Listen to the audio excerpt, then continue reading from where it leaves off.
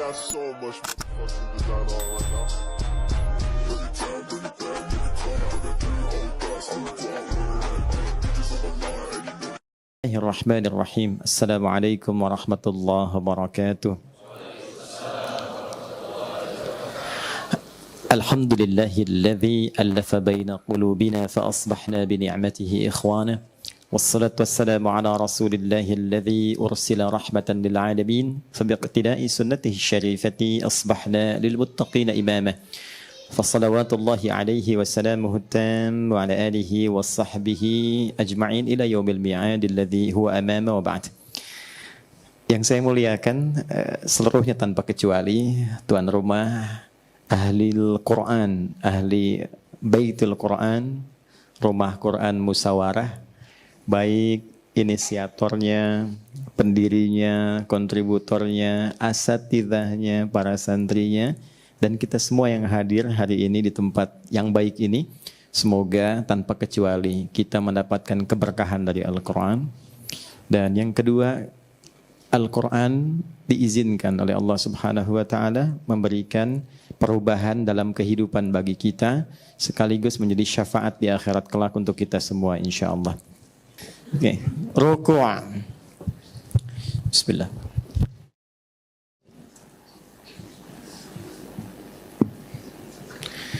Baik teman-teman, kajian kita saya pernah tegaskan di awal selalu akan mengacu pada 3 aspek.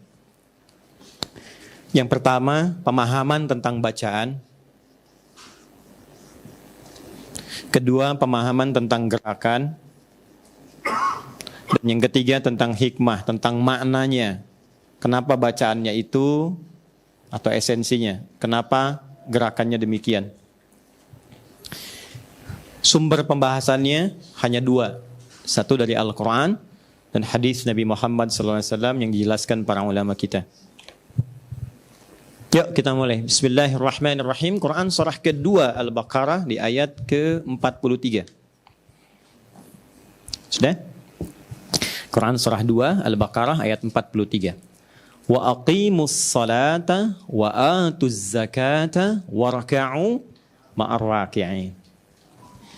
Dan tunaikanlah sholat olehmu dengan sempurna. Jadi kalau ada turunan kata aqim, aqimu, yuqimuna, artinya usahakan semampu kita dengan sempurna, bukan asal-asalan. Kata sholat dibuka dalam Al-Quran senantiasa diiringi dengan turunan kata aqimu. Alladzina yu'minuna bil ghaibi wa yuqimunas shalah wa aqimus shalah, aqimis shalah liduluki syams. Maksudnya apa? Kata Allah tuh, hei hambaku, kalau sholat jangan asal-asalan ya. Karena aku pun manggil engkau tidak asal-asalan. Jelas ya? Engkau aku panggil untuk diberikan sesuatu yang penting dalam hidupmu. Kenapa ya Allah? Hayya 'alal falah. Supaya engkau sukses, kau bahagia. Maaf ya, teman-teman yang di dunia seni misalnya. Kalau perannya ditunaikan asal-asalan, sukses enggak? Tidak kan? Ya, dan itu sekedar drama kehidupan kan yang ditampilkan. Sesuatu yang tidak nyata pun kalau asal-asalan tertolak, bagaimana dengan yang nyata? Maka kata Allah, hei hambaku, kalau sholat tunaikan dengan sungguh-sungguh. Jangan asal-asalan ya. Wa aqimus shalah. Tunaikanlah olehmu sholat itu dengan sempurna sesuai dengan kemampuanmu. Wa atuz zakah, keluarkan zakat dengan ikhlas sehingga engkau merasakan kenikmatannya. Sedikit lompat, sedikit. Atau itu dari kata ita. Ita itu memberi dengan ketulusan jiwa. Sehingga sampai pada penerima. Maksudnya kalau Anda mau zakat, kalau bisa, berikan langsung kepada mustahiknya. Sehingga merasakan kenikmatannya. Teman-teman kalaupun cuma 5.000 ya wajib zakatnya. Anda keluar, tukang sapu yang di jalan, kemudian Anda papasi, Anda berikan. Bu, semoga ini bermanfaat. Terima kasih. Tiap hari ibu telah memberikan akses jalan yang baik untuk saya. Anda berikan 5.000, itu yang keluar di lisannya melebihi nilai 5.000 itu. Terima kasih Pak, semoga Bapak sehat ya Allah. Rizkinya ditambahkan, dibaikkan, keluarganya semua sehat. Itu mahal. Mahal sekali. Saya pernah sampaikan ke beberapa teman berbagi kisah tentang kebiasaan dulu Biasanya kami keluar sebelum subuh. Hanya untuk mencari 2 sosok.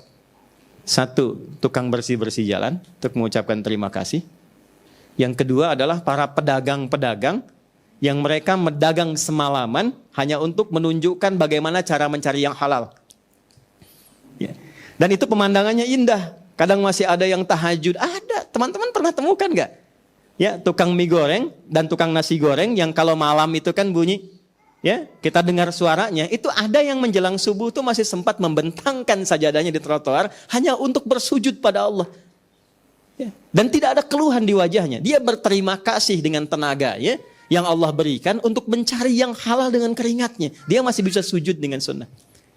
Maka bagaimana Anda yang diberikan kelapangan, kenyamanan, fasilitas, kemewahan, kebaikan, kedamaian di rumah tangga. Berapa kali Anda bisa menyampaikan syukur pada Allah? Dan Anda hafal ayatnya, Fabi ayyi ahla'i rabbikum tukadziban. Sesekali keluarlah untuk bertemu dengan orang-orang seperti itu. Walaupun keluarnya terasa sedikit, tapi bagi mereka mahal. Dan itu baliknya kuat. Itulah ita wa atuz zakah.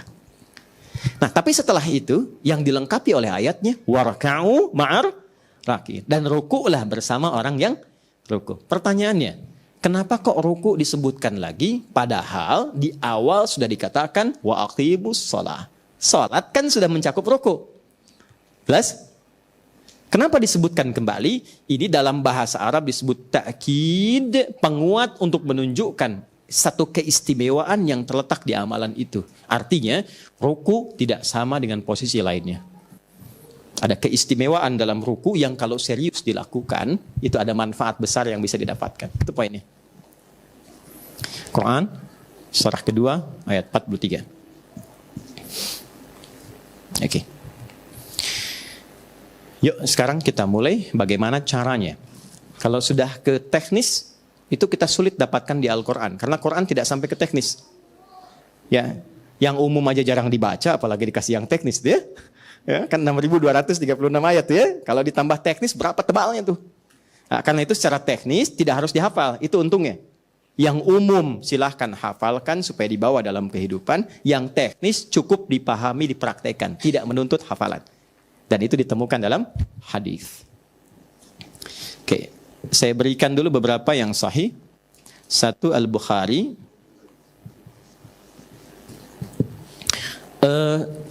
Saya lebih selalu senang menggunakan al.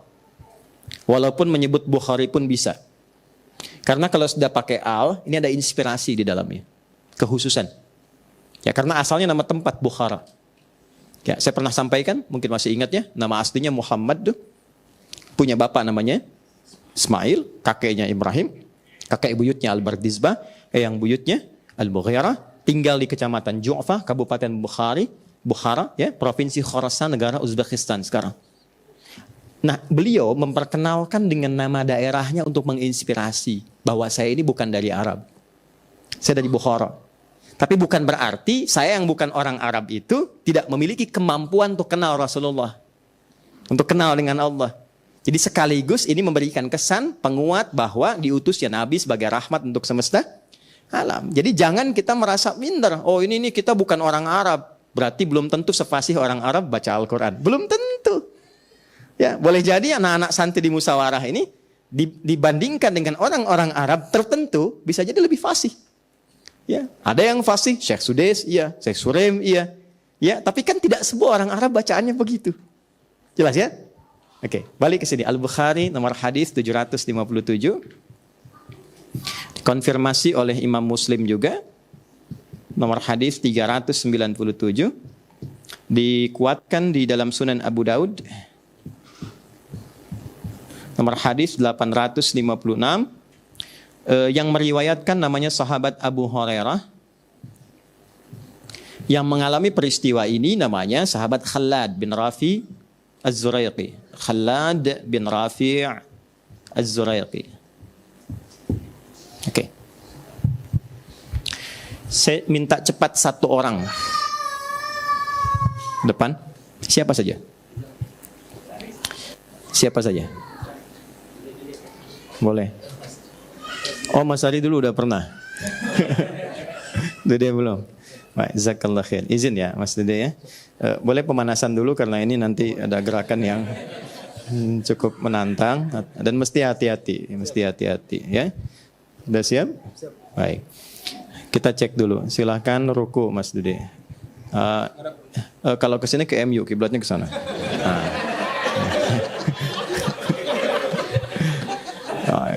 Udah? Sudah belum ya? Lihat ya kelihatannya. Baik. Tahan sebentar. Mau diperbaiki atau begitu saja? Mau, silakan perbaiki. Ulangi. Sampai yakin. Maaf terhalang. Silakan. Yakin? Tanya teman 50-50. Dah. Yakin ya? Sudah. Tahan sebentar nih. Ya, ada yang mau komen? Tidak ya? Baik. Kira-kira benar atau tidak? Nah, untuk sholat gak boleh dikira-kira. Ya, untuk sholat kita mesti belajar. Karena itu bangun sebentar, kita baca hadisnya. Kata Nabi, "Tsumma raka'." Kalau sudah selesai berdiri baca surat, "Tsumma raka'." Pakai tsumma artinya jangan buru-buru. Jelas? Jadi ada fa, ada tsumma, itu beda. Kalau fa itu cepat tanpa jeda.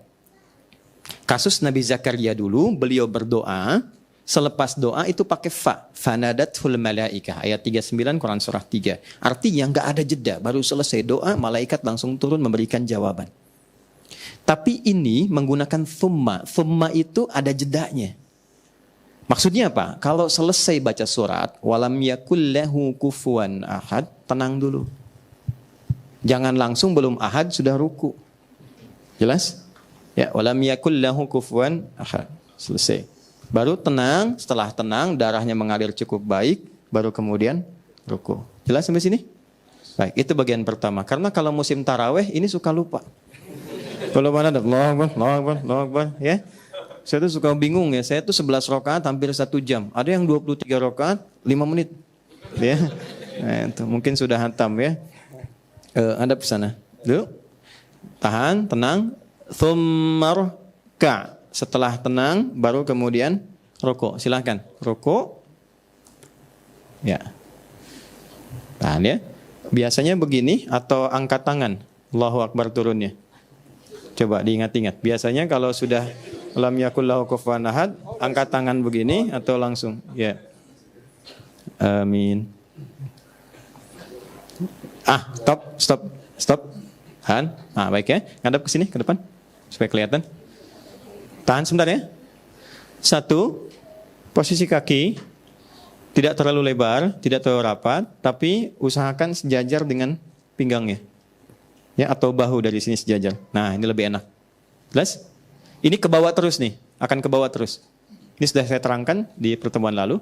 Yang kedua, posisi tangan, telapak tangan, ini. Ini boleh 2 pilihan. 1, sejajar dengan bahu di sini, izin Mas. Sini ya. Sini. Nah. Jelas ya? Di sini. Hadwa mankibaihi. Yang kedua, riwayat An-Nasa'i yang beliau pilih tadi, agak naik sedikit ke daun telinga dekat. Tidak terlalu bulat, kalau bulat roti O. Depan. Udah rekam ya? Sebentar ya, keringetan di tangan.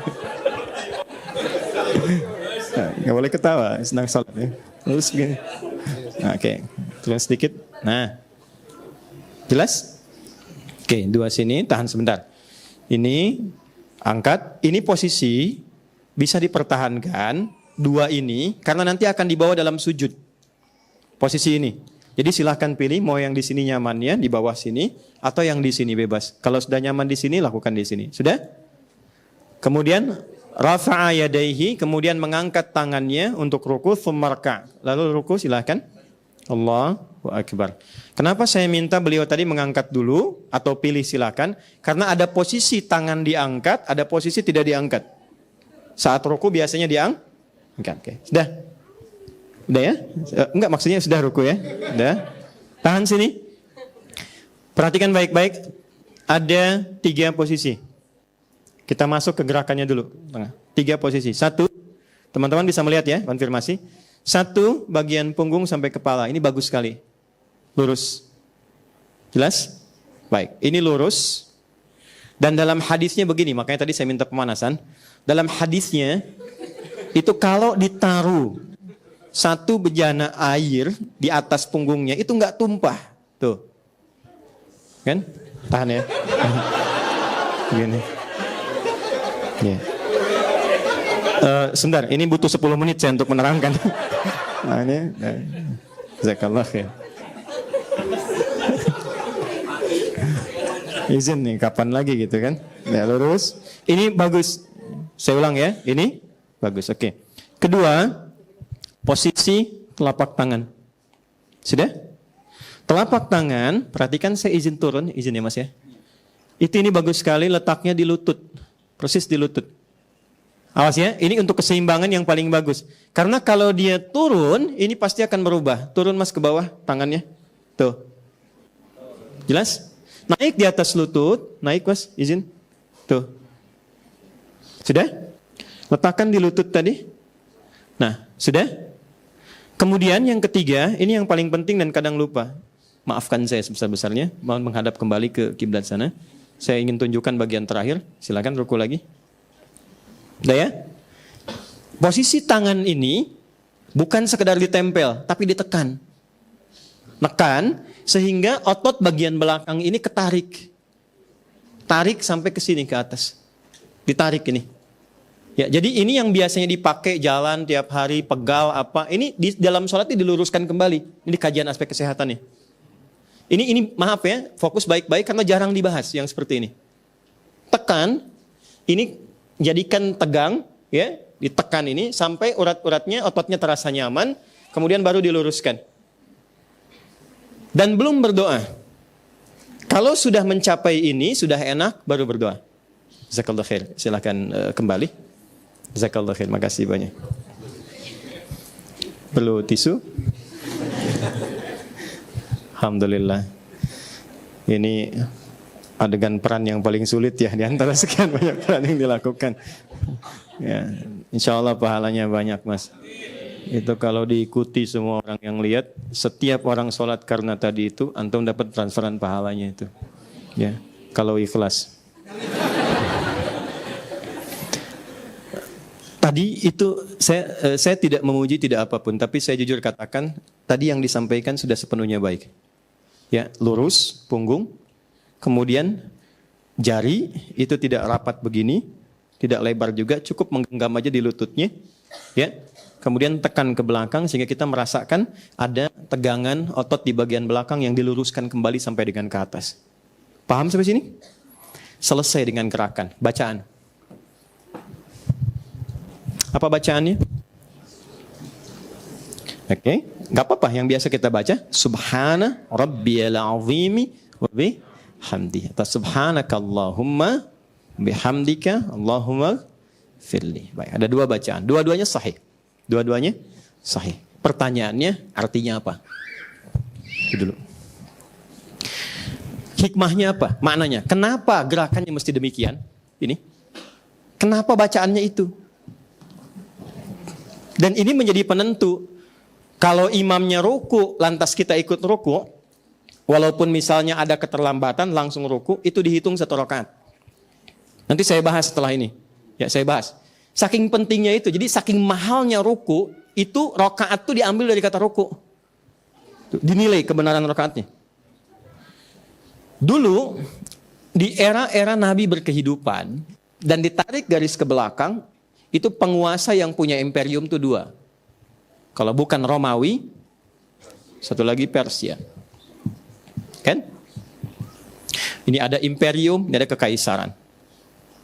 Dan wilayah Nabi dilahirkan yang tidak pernah terjajah karena memang diliputi oleh padang pasir yang sangat ganas dan kuat.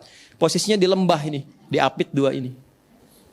Jadi kalau kita tarik sejarahnya punya sejarah yang panjang, Persia pun punya sejarah yang panjang. Sampai di antara sejarah itu, di antara raja mereka, itu kan ada yang dipertuhankan.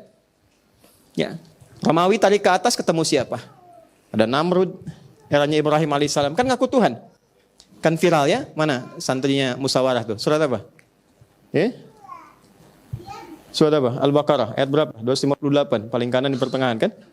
Alam tara ilal ladzi haja Ibrahim fi rabbih an atahullahul mulka. Kemudian ketika dia berkata, saya adalah Tuhan.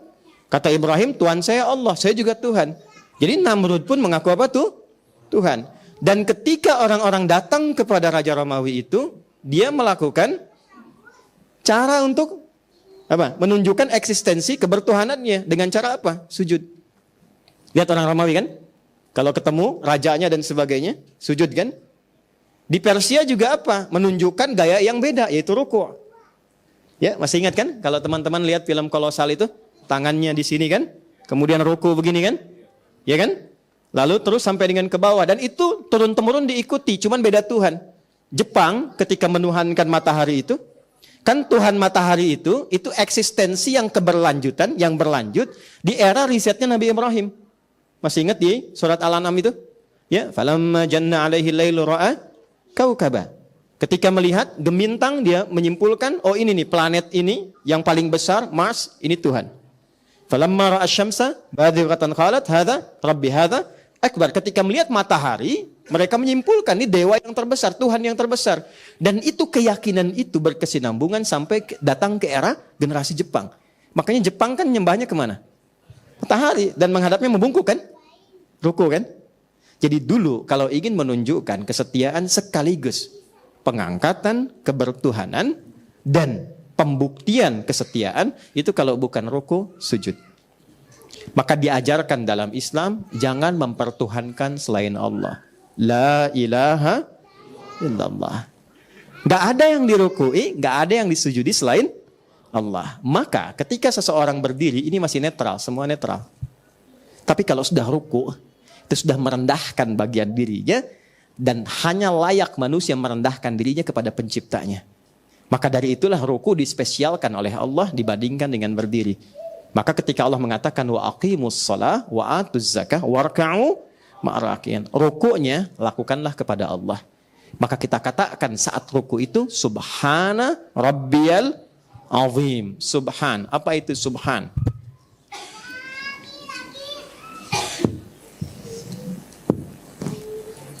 Anda benar jawab, saya kasih hadiah umrah. Saya serius, tapi bukan yang musyawarah. Bukan santri, bukan ustadz. Waktu habis. Gini, subhan. Nanti kalau saya tanya lagi, nggak usah takut salah, ya, karena benar belum tentu dapat pahala, salah pun nggak keluar dari sini, ya. Subhan itu kata yang diungkapkan jika Anda temukan sesuatu atau mendengar sesuatu yang tidak sesuai dengan keagungan dan kedahsyatan zatnya Allah. Contoh, Al-Baqarah ayat 116. Wa qalu ittakhadallahu walada. Mereka berkata, Allah punya anak. Kira-kira kalimat itu benar nggak? Ya, kita orang Islam meyakini tidak kan? Dan itu yang paling dahsyat. Mempersekutukan, menganggap Tuhan punya anak itu tuduhan yang nyata. Kan? Sesuatu yang salah. Siapa yang belum menikah ini? Yang ini aja, santri ya. Misal, saya katakan gini. Ya, itu punya anak tuh. Padahal nikah aja belum. Ya kan? Kita katakan punya anak tuh. Padahal nikah aja belum. Pasti anak akan menolak. Ya kan? Apalagi Tuhan yang tidak menikah. Dan tidak punya hasrat untuk itu. Dan pencipta segalanya. Maka dikatakan Tuhan punya anak. Maka itu bagian yang tidak layak yang disertakan kepada Allah. Maka Allah langsung membantah. Subhana. Gak benar itu. Maha suci. Maha suci itu kan kalau suci itu bebas dari yang kotor kan? Itu tuduhan kotor sekali. Allah suci dari itu. Itu maksudnya. Jangan berkata yang kotor. Yang paling kotor dinisbatkan kepada Allah adalah kata-kata yang tidak sesuai dengan keagungan zatnya. Jelas di sini? Oke, satu. Subhan. Nabi itu dituduh oleh orang-orang yang antipati pada beliau pada masa itu dengan mengatakan, mustahil Muhammad kamu itu bisa ke Masjidil Aqsa, ke Palestina, cuman semalam balik lagi. Terus bilang-bilang naik ke langit lagi. Ya. Itu Abu Jahal senangnya bukan main tuh. Nanti saat kita umrah ya, berangkat, nanti saya tunjukin tuh di mana rumahnya Abu Jahal tuh dan kapan peristiwa itu terjadi. Jadi Abu Jahal itu saat mengetahui informasi Nabi Isra dan Mi'raj itu senangnya bukan main. Karena ada satu bahan ya untuk merosting Nabi. paling gampang nih gitu ya. Habis nih Muhammad nih. Ya, dipanggil semua orang, disuruh naik Rasulullah itu ke Jabal Qubais yang sekarang jadi istana raja itu. Nah, istana itu yang di bukit tempat istana itu simbol kepemimpinan, simbol kekuasaan. Di siapa yang naik ke atasnya ini menunjukkan penguasa wilayah. Itu sejak zaman dulu. Makanya sekarang ada istana itu untuk menunjukkan ini pemimpinnya. Nah, menariknya Abu Jahal, Abu Jahalnya itu, ya, itu ngangkat Nabi, diminta beliau supaya naik ke atas Jabal Qubais itu, bukit ketinggian, untuk memproklamasikan tentang peristiwa Isra itu. Itu senangnya bukan main karena beliau merasa, Abu Jahal merasa dia punya bahan untuk merendahkan Nabi. Ya, udah selesai. Akhirnya ketika Nabi katakan, saya barusan tadi malam diberangkatkan ke Palestina, kemudian naik ke langit, balik lagi. Itu ketawa Abu Jahal, inilah ya Muhammad yang kayak begini nih yang aku Rasul. Nyampaikan berita fiksi, nyampaikan macam-macam, yang gak mungkin itu bisa diraih. Itu hampir semuanya murtad. Yang telah yakin, dan yang belum yakin, itu semakin yakin untuk tidak mengikuti seorang Muhammad SAW. Sedang ada di puncak keraguan. Tinggal satu orang lagi. Kata Abu Jahal, kalau satu orang ini ikut kita, selesai dakwahnya Muhammad SAW. Seorang itu namanya Abu Quhafa. Gelarnya Abu Bakar. Rumahnya posisinya di Hotel Hilton yang lama, yang samping Zamzam sekarang. Di Zamzam ada alur sedikit, kemudian sampingnya ada Hotel Hilton yang krem. Itu kalau teman-teman naik ke atas, tangga ada eskalator, belok kanan, nah itu posisinya rumah Abu Bakar, yang sekarang di musola. Ya, kalau naik lagi kiri ke atas sedikit yang sajadah Turki itu yang murah-murah di atas tuh. Ya. Nah, itu Abu Bakar di situ. Itu dijemput tinggal satu orang lagi. Begitu datang Abu Bakar, kemudian datang, ada apa katanya? Ketawa Abu Jahal, kamu dengar sendiri Muhammad katanya. Dengar sendiri, begitu disampaikan oleh Nabi tadi malam saya diisrakan, berangkat ke Palestina, naik ke langit terjadi begini. Sudah senyum, tinggal tunggu proklamasi apa kalimat Abu Bakar? Lau kana Muhammadun, kalaulah Muhammad sallallahu alaihi wasallam qala, beliau berkata, wara'a hadzal jabal, di belakang bukit ini aduun, ada banyak musuh yang siap menghantam kita di Mekah dan itu tidak terjadi, saya akan tetap mempercayai Muhammad. Karena track recordnya semua bersih. Saya akan tetap percaya Muhammad. Nah, membenarkan sesuatu yang belum diketahui kadar kebenarannya, walaupun dia pasti benar, tapi belum diketahui kadar kebenarannya, itu disebut shadiq. Tapi membenarkan sesuatu yang belum diketahui kadar kebenarannya saat orang lain meragukannya, itu disebut siddiq.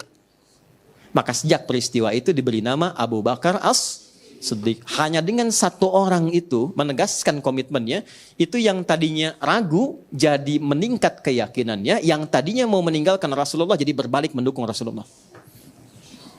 Nah, kita perlu orang-orang seperti itu. Dan kita kekurangan itu. Tipe-tipe Abu Bakar yang kalau bicara semua tahu itu baik. Siapa teladan kita yang kalau orang bicara itu satu orang tuh kita yakin tuh benar tuh. Kita bisa ikut. Nah, ini yang percikan ini yang disebutkan sami'na wa ata'na. Ya, itu yang di Al-Baqarah 285 itu. Sekarang tipe-tipenya kan sami'na wa nanyaina. Ya, kami dengar, kami konfirmasi. Banyak tanyanya gitu kan. Sehingga dengan kebanyakan bertanya itu menjadi sedikit yang diamalkan. Ya. Ya, gitu. Paham? Yuk, balik ke sini. Jadi itu sisi yang terkait dengan subhan. Maka turun pembenaran dari Allah tentang peristiwa itu. Ketika Abu Bakar mengatakan demikian, Rasulullah menegaskan, turunlah Quran surah ke-17 dengan hasil manfaat dari peristiwa Isra dan Mi'raj itu. Kan sholat kan? Berapa rakaat? 17 rakaat. Surah ke-17 ayat pertama. Apa pembukaannya? Subhanalladzi asra bi'abdihi lailam minal masjidil haram ilal masjidil aqsa. Oke, itu kan nas. Kalau nas itu kan orang belum tentu percaya kan? Saya bertemu non muslim, misal teman-teman yang Kristen atau yang Hindu, yang Buddha, saya sampaikan berita di Quran, langsung percaya nggak? Belum tentu. Tapi kalau dibuktikan itu secara ilmiah, oke, dikonfirmasi, maka turun jawaban. Silahkan suruh tanya, ya, pada kafilah dagang. yang lewat di perbatasan, apakah pernah terjadi ini enggak pada waktu itu? Nabi sebutkan, ada kafilah ini, ada peristiwa ini. Dan itu dikonfirmasi oleh orang yang betul-betul lewat pada malam itu. Jadi begitu kafilah datang itu, ya, kafilah dagang kembali datang ke Mekah, ditanya, Muhammad bilang begini, pada saat kemarin terjadi begini, betul nggak? Mereka konfirmasi, oh iya betul katanya. Maka itu yang meningkatkan iman. Kalau Quran katakan Fir'aun tenggelam dan ada kandungan garamnya, mungkin kita sedikit menerima. Tapi ketika seorang Maurice Bucaille riset dan menemukan itu, dan dia bersyahadat, maka bagi seorang yang sudah muslim dan bersyahadat, harusnya lebih kuat lagi kedekatannya dengan Allah. Teman-teman kalau baca-bacaan, ada yang menarik di situ, dilanjutkan nggak bacanya? Dilanjutkan. Dan ada kerinduan untuk baca. Allah tuh kurang apa sih? Kisah disampaikan, paling lengkap tuh di Quran, nggak ada dramanya. Isinya benar semua. Ya, coba deh satu kali teman-teman bikinlah, ya. Kayak sinetron, kayak apa, inspirasi dari situ. Saya mau bantu kok kontennya. Kita bisa turunkan perannya dengan kondisi kekinian. Sekarang spoiler itu kan banyak. Kenapa sih nggak ada yang bikin tentang yang di Quran, yang di hadis? Spoiler film kan banyak tuh. Ya, apa ya? Saya nggak hafal lah pokoknya. Pokoknya kalau pas mau lihat YouTube, ceramah, ini itu, oh, kok muncul ini gitu. Saya tuh kebayang kenapa nggak ada yang bikin kisah-kisah dalam Quran, kisah dalam hadis. Padahal itu mahal sekali. Maaf ya, saya lompat sedikit gitu. Itu gambaran, subhan. Ini. Nah, aplikasi dalam sholatnya, saat Anda, saya, kita ruku. Kenapa dituntut ruku? Ruku dan kalimat pertamanya subhan. Mau versi yang panjang, mau versi yang pendek, itu dibuka dengan ini. Kenapa? Hikmahnya adalah Allah mempertanyakan kepada kita sebelum engkau ruku, berapa kali engkau berbuat sesuatu yang tidak sesuai dengan keagungan Allah. Berapa kali menghamba pada selain Allah, rukunya bukan pada Allah. Kasih pekerjaan sedikit, lupa sholatnya. Rukunya kepada pekerjaan, dipanggil sholat lupa, Jumatan gak ikut. Begitu sulit, ya Allah, aku memanggilmu. Ya kemarin aku panggil, kamu kemana? Itu kan? Satu. Ada yang lewat harta, Allah kasih, teman-teman berpartner. Padahal yang bekerja juga banyak, ketika sukses lupa dengan temannya. Tuh. Berapa yang dihasilkan sudah bisa dibagi, berapa yang dizakati, berapa yang diinfaki. Apa itu zakat, apa itu infak gitu. Macam-macam. Ya. Coba dicek lagi. Rukuknya itu jarang. Yang dimaksud ruku di situ, ingat Allah nggak dalam situasi itu? Berapa kali dikalahkan oleh dunia, padahal kita selalu mengatakan ingin masuk surga Firdaus. Nggak dilarang loh cari dunia, silahkan.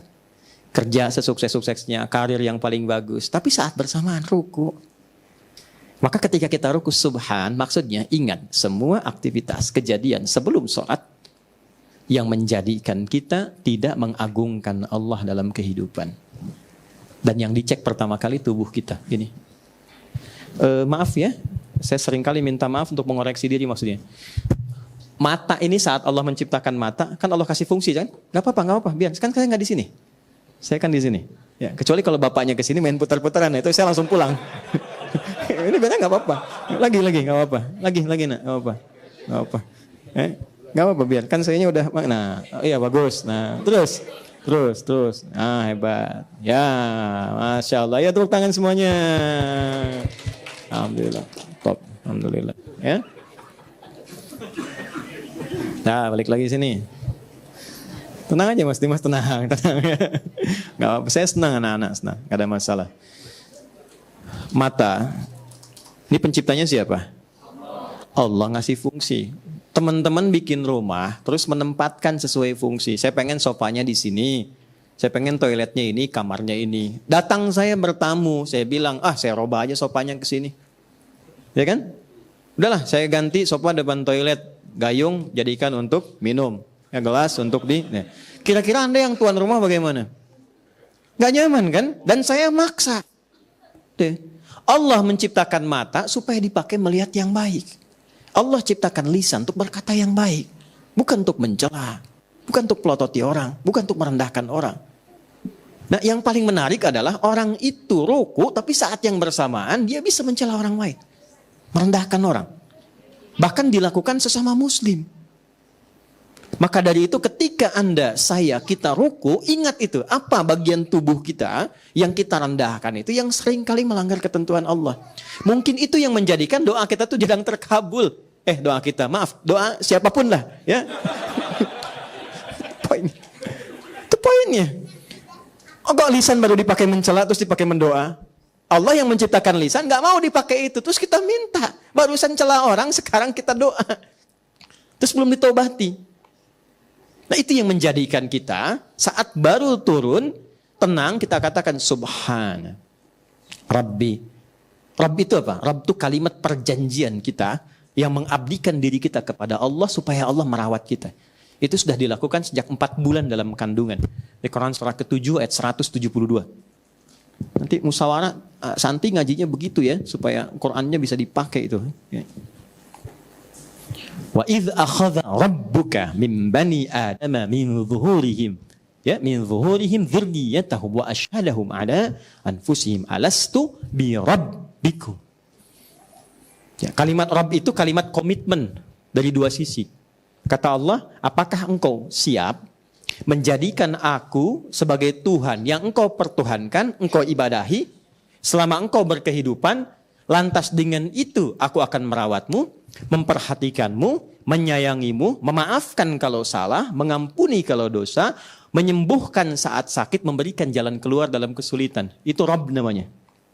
Keadaannya rububiyah. Sifat yang melekatnya disebut Rabb. Maka kita katakan tanpa fikir. Bala itu tanpa fikir. Ya. Kalau na'am masih ada fikir kadang. Ya, Ustaz wallahi ghayyir hadza bil laban misalnya. Ustaz tolong ganti air bening ini dengan susu. Na'am tuh masih mikir, emang kenapa air yang bening ini? Tapi kalau bala itu artinya, maaf, iya tanpa fikir apapun. Oke, Anda ditawarkan begini, Anda ikut saya ya, nanti kebutuhan dijamin, kalau sakit saya bawa ke dokter terbaik, kalau salah pun saya akan maafkan, keperluan kemudian saya akan coba penuhi. Ya. Lalu saya katakan, mau ikut saya enggak? Oh iya mau, tanpa fikir, itu bala namanya. Jelas ya, bala. Sekali ya, kalau 2 kali jadi makanan tuh. Okay. Lalu syahidna. Dari syahidna itu ada kata syahadat. Bala, syahidna. Oke, kalimat itu kalimat komitmen. Kalau benar kita mempertuhankan Allah dan menyembahnya, maka berlakulah hukum tadi. Ya, itulah sebabnya yang menjadikan saat kita berdoa, kalimatnya sering menggunakan kata Rabb. Coba kalau mau dikaji ya. Rabbana zalamna ya. Rabbana la tu'akhidna in au doa paling favorit. Rabbana atina fid dunya. Pakai Rabbana kan? Rabb. Nah, saat kita menggunakan kata Rabb itu adalah tagihan dari kita seakan mengatakan begini, ya Allah, engkau berjanji dulu kepadaku. Saat aku sakit, kau akan sembuhkan. Maka sekarang aku sakit dan tidak ada yang menyembuhkan kecuali engkau. Kalau dengan memohon kepadamu belum sembuh juga, maka mohon tunjukkan kepada aku kepada siapa lagi aku mesti memohon. Ya Allah, engkau berjanji akan mencukupkan rizki untukku. Sekarang engkau tahu ya Allah, aku sedang dalam kesulitan. Kalau dengan kepadamu yang Razzaq, maha pemberi rizki, aku belum mendapatinya, kepada siapa lagi aku mesti memohon. Itu Rabb namanya. Tapi kapan itu dikabulkan? Kalau ada pembuktian dari kita dalam bentuk komitmen berupa ibadah. Ini yang dimaksud Quran surah ke-2 ayat 186. Ya, sebentar. Ya. Wa idza sa'alaka ibadi anni fa inni qarib. Teruskan, ujibu da'watad da'i idza da'ani. Caranya falyastajibu li. Kamu tuh mintanya banyak kepada aku. Aku tahu, kata Allah. Sebelum kamu minta, aku sudah tahu. Cuman problemnya, kalau aku panggil, kamu gak pernah datang. Kamu manggil aku, kan? Saat aku panggil, kamu gak datang. Sekarang kamu nuntut aku datang memberimu saat engkau memanggil. Gitu. Penuhi dulu panggilanku, aku penuhi apa yang kau inginkan. Jelas? Maka kita katakan, Subhana Rabbi. Maka diingat-ingat saat ruku itu berapa kali kadang-kadang lalai dalam panggilan Allah. Berapa kali salah dalam bersikap. Ya. Katanya Subhana Rabbiyal Azim. Azim itu kan maha agung, maha tinggi, maha hebat. Tapi sehari-hari ternyata merasa hebat dibanding orang. Merasa paling pintar. merasa paling Qurani, paling sunnah, paling bagus, karyanya paling bagus dibanding orang. Kepada istri merasa yang paling tinggi, istri ke suami merasa yang paling pintar. Merasa lebih sukses dibanding orang tua, sehingga untuk menyapa aja nggak punya waktu. Ya Allah. Katanya subhana rabbiyal azim. Maka tunduk tuh. Nah, ruku itu membawa kesadaran itu, bukan sekedar turun. Baru setelah itu kita merasakan betapa besar nikmat Allah. Banyak dosa kok masih hidup juga. Harta masih dikasih juga, sehat masih diberikan juga. Maka kita katakan wa bihamdi. Kalau di ujungnya ingin ditanamkan penyesalan terdalam, maka pakai yang versi subhanakallahumma rabbana wa bihamdika Allahumma gfirli. Aku minta ampun ya Allah. Aku merasa aku banyak salahnya. Ya Allah, aku merasa, aku mengakui aku banyak khilafnya. Ampuni aku. Terus ruku. Itu keadaan demi Allah, keadaan paling indah. Makanya teman-teman kalau ngaji hadis, coba cek babnya rukunya Nabi. Itu selalu bahasanya saking panjangnya rukunya Nabi, kadang-kadang mendekati panjang bacaan saat berdirinya. Gitu. Padahal bacaannya pendek kan? Ya, okay? Coba berdiri kan Nabi paling pendek itu dalam sholat sendiriannya itu kan 100 ayat Al-Baqarah. Nah rukunya itu bisa selama itu apa yang dirasakan? Selevel Nabi loh yang terjamin surga gitu dan sebagainya. Nah itu yang menjadikan Nabi berkata, gini, pasti yang sudah berumah tangga itu selalu ada saja kan yang dipertemukan dalam penyesuaian. Saya tidak mengatakan bertengkar. Ada saja perbedaan kan? Ya? Kan? Tapi yang paling indah ketika perbedaan itu tuntas, tenang kan? Ya kan? Ada ketenangan baru kan yang dirasakan? Nah, itu yang disebut sakinah namanya. Tapi beda dengan begini, punya masalah dicurhatkan sampai merasa tenang. Itu tumaninah namanya. Jelas? Itulah sebabnya kata Nabi, ketika Anda ruku, jangan buru-buru bangun hatta tatma'inna raki'an. Sampai tumaninah dalam ruku, sampai tenang. Kapan tenang itu dirasakan? Kok kejadiannya baru begini langsung bangun kok?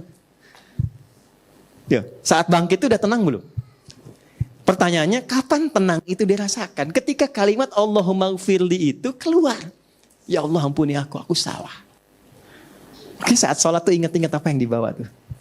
Lalu mengatakan, ya Allah aku salah, ampuni aku. Itu yang membuat kita tenang, keluar air mata tuh. Ngetes keluar. Nah ini info saja. Bacaan ini baru doa pembuka. Baru pembuka doa. Nanti setelah kalimat itu selesai, barulah dikeluarkan apa yang menjadi masalah saat ini. Minta dalam hati kita. Kan sebagian ada yang punya problem di rumah tangga, di pekerjaan, kehidupan sosial. Ya kan? Apa saja dengan orang tua, dengan suami, istri, anak, dan sebagainya. Itu yang dihadirkan. Nah di saat itulah, titik itu kita hadirkan, lalu kita mintakan, itulah yang terjadi koneksi yang sangat tinggi, terkabul tuh. Kalau mau coba teman-teman silahkan sholat seperti itu. Ya, coba. Paling enak saat tahajud malam. Ya, kalau bisa sih biasakan suami istri misalnya kalau sempat atau kalau lelah jangan dipaksa. Ya, istri saya suka minta, Bu ya mau sholat malam gini, sama. Tapi saya kalau bangun duluan saya lihat tuh lelah. Saya nggak bangunkan. Karena seorang istri, seorang ibu yang dia dalam tidurnya setelah merawat anaknya, memberikan ASI kepadanya, itu ibadah dalam tidurnya. Dan saya nggak mau ganggu ibadahnya. Gitu. Kita sholat sendiri. Tapi kita lihat dulu semua tuh, Mas. Lihat anak, lihat istri, terus itu pulang tuh. Kadang mereka sudah tidur semua tengah malam. Makanya kalau saya sudah selesai jangan banyak nanya. Ada waktunya. Nggak pulang tuh serius. Saya pulang ke rumah kadang saya lihat satu-satu tuh. Terus kita tanya Allah ketemu lagi nggak di akhirat tuh? Kan? Ingat-ingat apa yang hak mereka yang belum diberikan. Udah. Paling enak tuh saat itu ambil wudhu, sholat, nangis, minta sama Allah, minta ampun, minta maaf, salah sebagai suami kadang kurang perhatian. Kadang istri saya nggak tahu itu.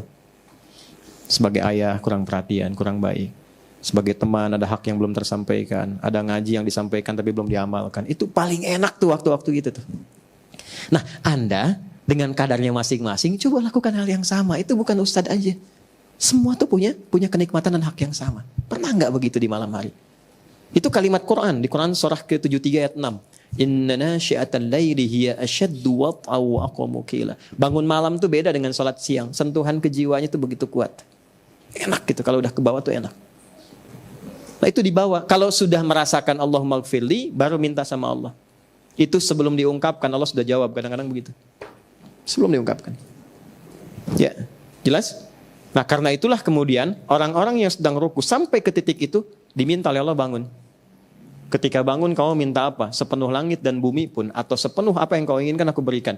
Maka kita katakan sami Allahu liman hamidah. Ya Allah, engkau pasti dengar doaku ya Allah. Dan aku memujimu dengan semua apa yang kau dengar itu. Maka dijawab oleh Allah. Makanya ada yang mil'a, ada yang mil'u. Dua redaksi. Kalau mil'a itu jawaban mil'as samawati wa mil'al ardi wa mil'a ma syi'ta min syai'in ba'du. Hambaku engkau minta apa? Apakah sepenuh langit, sepenuh bumi? Di antara keduanya, apapun yang kau minta, aku berikan saat ini seperti yang kau komitmen dengan doa dalam rukumu tadi. Itu maksudnya.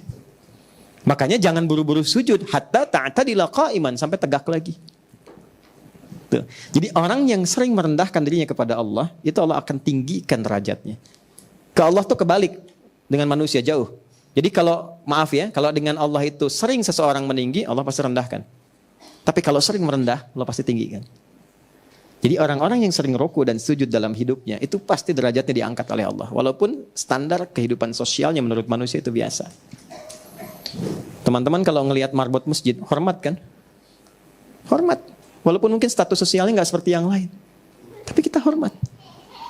Buktinya pas waktunya sholat yang dipersilahkan imam marbot. Dan imam kan status yang paling spesial kan? Dalam sholat. Jelas? Nah, itulah ruku. Itulah ruku. Saya sudah sampaikan hadisnya, sudah sampaikan ayatnya, termasuk juga bagian-bagiannya, tinggal penutupnya. Penutupnya. Kalau sudah dapat ruku, artinya dapat 1 rakaat. Hadisnya dari Abu Hurairah. Di Al-Bukhari juga ada, di Muslim juga ada. Ya. Saya bacakan hadisnya. Sudah? Wa idza adrakta rak'ata adrakta shalah. Hadis saya. Jika Anda salat dan qadarullah kemudian masbuk. Contoh. 2 orang. 1 maju cepat. Ya. Sudah istirahat dulu. Mas Rijal maju sama Mas Arman. Mas Arman dulu sebentar. Mas Rijal nyusul. Mas Arman di sini. Izin sebelah sini dulu. Nah, posisi kemudian ruku. Datanglah Mas Rijal. Nah, ini izin mohon maaf ya, Mas Arman, Kang Arman maju sedikit dulu supaya agak space. Nah, hadap sini dulu ke saya. Tahan. Lagi imam jangan nengok. Boleh nengok dulu sini. Ini sholat mau bawa topi kira-kira gimana? Boleh nggak sholat pakai topi? Boleh, Kang boleh bangun dulu nggak apa-apa, biar lihat dulu. Nah, kalau sholat pas pakai topi, boleh nggak? Apa dalilnya? Pakai peci. Kan pakai peci atau kopiah juga boleh. Nah ya, sebenarnya simple aja. Nggak semua harus pakai dalil-dalil yang rumit. Yang penting rambut saya nutupin bagian kepala saya, itu aja. Zaman Nabi nggak ada, emang nggak ada topi zaman Nabi itu aja. Jadi boleh, silahkan ya. Ini pakai begini boleh, nggak ada masalah. Tapi ingat, jangan menutupi bagian sujud, kening ini. Ya, nah ini kan kening nih, ya. Kalau bisa naikin lagi ke atasnya dikit. Nah, supaya ini nggak ada hambatan. Jelas sampai sini? Baik, beliau sedang ruku, ini datang. Ya, statusnya apa, Mas? Masbuk ya, ulangi. Kenapa masbuk? Jangan ketawa. Contoh. Orang lain bisa sholat berjamaah, pas satu antum masbuk. Sibuk apa antum sampai lupa sama Allah? Kang, ini apa? Gak bisa sih ini. Jadi imam antum jangan nengok. Jangan diulang ya. Hidup pengen mudah, rizki pengen gampang, sholat masbuk. Ya. Jangan diulang ya. Ustaz keburu itidal. Dah, ini ruku. Nah, antum apa yang dilakukan? Terserah, bebas. Tahan sebentar. Berdiri dulu. Mas Anam boleh, Mas Arman boleh berdiri. Betul tadi yang dilakukan. Jangan langsung ruku karena sholat dibuka dengan takbir. Tapi takbir pun jangan buru-buru. Itu ya. Walaupun takbir aja dulu. Gak apa-apa, tenang aja. Ingat, kan belum salam. Belum salam. Sepanjang imam belum salam, artinya kita kalau ikut ke imam masih bisa ikut jamaah. Jadi kalau imam sudah tahiyat akhir pun kita datang, takbir, langsung tahiyat, itu dihitung jamaah. Di saat Anda bangkit lagi menyempurnakan, itu walaupun sendirian hitungannya jamaah. Jangan buru-buru, takbir, Allahu Akbar, lalu kemudian langsung ruku. Jelas? Kalau imamnya ruku, kemudian ini Mas Rijal juga ikut ruku, Mas Arman. Kemudian ruku ini, ya kata Nabi langsung ruku. Nah saat ruku ini, itu sudah dihitung 1 rakaat. Jelas? Ini sekarang sedang salat subuh. Ini rakaat pertama. Ruku ini datang karena uzurnya syar'i, ya dibenarkan oleh agama. Datang, langsung ikut ruku. Nah ini saat ikut ruku itu dihitung dapat 1 rakaat. Jelas? Tapi tidak boleh modus. Ya. Udah tahu nih imamnya, kan? Wah, Arman nih, Baqarah misalkan. Ya. Misal contoh Alif Lam Mim aja gitu. Ya, misal nih. Ini udah tahu nih. Ada hadisnya ruku lumayan, tungguin tuh. Padahal di belakang udah tahu. Jadi begitu ini ruku baru masuk. Allahu Akbar. Itu dosa. Jelas? Ingat, uzur syar'i. Terlambat misalnya ke masjid, datang karena kondisi tertentu, imam pas ruku, langsung ruku. Jelas? Itu dapat 1 rakaat. Dan itu keterangan Nabi, bukan keterangan Adi. Keterangan Nabi. Idza adrakta rak'ata, kalau engkau dapat 1 ruku dalam imam, adrakta shalah. Engkau mendapatkan 1 rakaat. Jelas di sini? Baik, silakan. Nah, bagaimana kalau sudah i'tidal? Fala yu'tadda minhu, maka tidak dihitung. Dihitungnya berjamaah tapi enggak dihitung rakaat. Jelas ya? Misal, Allahu Akbar, ruku, sami Allahu liman hamidah, Anda masuk, langsung ikut i'tidal. Tapi itu dihitung sebagai penyerta jamaah, bukan rakaat. Ikut serta dalam jamaah tapi tidak dihitung 1 rakaat. Nah, jadi i'tidal aja enggak dihitung 1 rakaat, apalagi sujud. Jadi kalau dapat sujud dengan imam itu belum dihitung 1 rakaat. Nah, tapi dihitung berjamaah. Jelas sampai sini? Oke. Saya kira itu yang menjadi bahasan kita hari ini. Saya simpulkan. Ruku adalah bagian yang istimewa dalam praktikal sholat. Ada keistimewaan yang berbeda dengan berdiri saat ruku. Orang yang mampu ruku dengan baik, 1, Allah menjamin akan memuliakan ia dalam hidupnya dengan mengangkat derajatnya. Jadi kalau Anda di kantor diangkat di tempat yang baik. Di rumah tangga diangkat dengan derajat yang baik. Di kehidupan sosial diangkat dengan baik. Sepanjang dia selalu menjaga rukunya dengan baik. 1, itu janji Allah. 2, hendaknya orang ruku tidak sekedar memformalkan ruku sebagai kewajiban atau rukun dalam sholat. Tapi juga menyertakan hikmah, esensi ruku saat itu dilakukan. Sucikan Allah dari berbagai hal atau perilaku kita yang kurang baik, yang tidak sesuai dengan kemuliaan Allah. 2, berusaha mengoreksi diri, bermuhasabah dalam posisi ruku atas segala perilaku yang tidak layak yang kita lakukan, dan saat bersamaan dengan itu kita mengagungkan Allah. Dan yang ketiga, berdoalah dengan khusyuk kepada Allah setelah menyempurnakan tahapan-tahapan yang tadi telah disampaikan. Ya, niscaya dalam doa itu Allah akan mengangkat kita dan menjawab dengan menawarkan apa permohonanmu hambaku. Ya. Nah nanti itulah sebabnya kenapa setelah i'tidal kita sujud. Karena Allah tawarkan mau minta apa, itu yang menjadikan sujud lebih lama dibandingkan dengan ruku. Karena curhatnya ditumpahkan dalam sujud. Nah sekarang tinggal bagaimana cara i'tidalnya, bagaimana cara sujudnya. Kita akan bahas itu dalam pertemuan yang lain.